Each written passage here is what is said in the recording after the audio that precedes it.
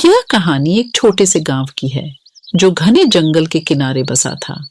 गांव में एक अजीब सी मान्यता थी। जब भी गांव के पुराने घंटा घर की घड़ी में रात के 12 बजते ही कुछ अजीब और भयानक घटनाएं होती थीं।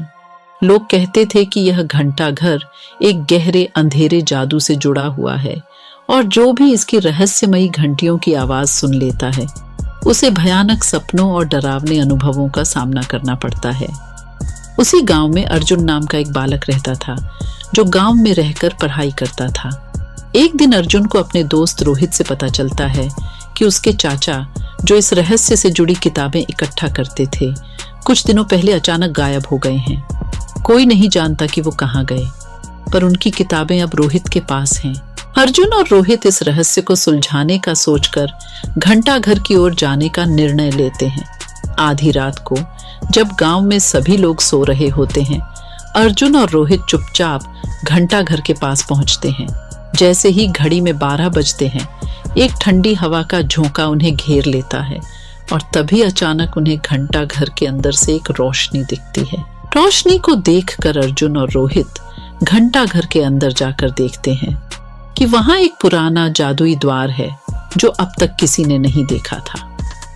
अर्जुन किताबों में लिखा हुआ एक मंत्र पढ़ता है जिससे द्वार खुल जाता है, लेकिन जैसे ही वे अंदर कदम रखते हैं एक अदृश्य शक्ति उन्हें अपनी ओर खींच लेती है। जब अर्जुन और रोहित को होश आता है तो वह अपने आप को एक अजीब अंधेरे से भरी दुनिया में पाते हैं।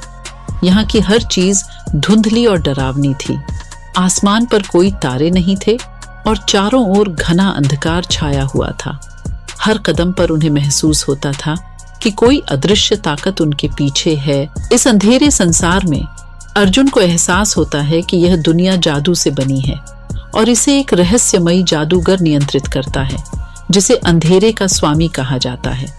इस दुनिया में जो कोई भी आता है वह यहाँ हमेशा के लिए कैद हो जाता है और धीरे धीरे गायब हो जाता है, जैसे रोहित के चाचा। तभी अर्जुन और रोहित को एक रहस्यमयी बूढ़ा आदमी मिलता है जो अंधेरे की इस दुनिया में कई सालों से फंसा हुआ था।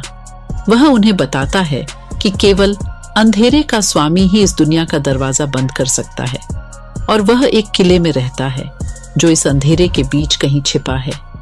अर्जुन और रोहित उस किले की खोज में निकल पड़ते हैं। रास्ते में उन्हें कई जादुई प्राणियों और खतरों का सामना करना पड़ता है।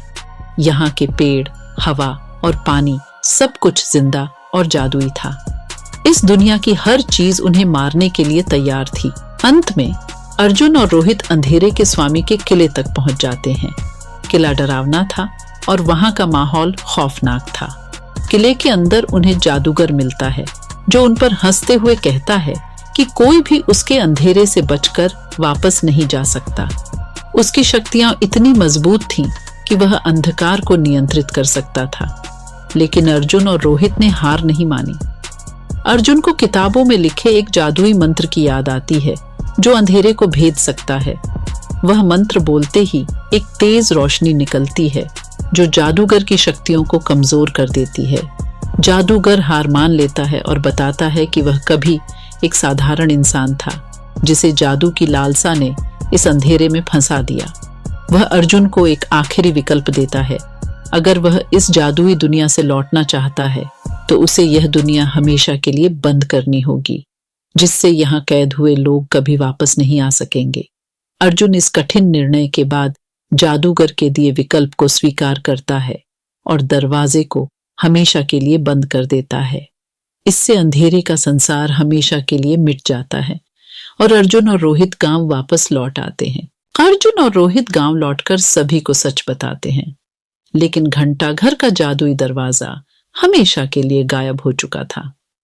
अर्जुन ने एक नया जीवन शुरू किया, लेकिन उसके दिल में अभी भी वह जिज्ञासा थी कि दुनिया में और कितने जादू और रहस्य छिपे हो सकते हैं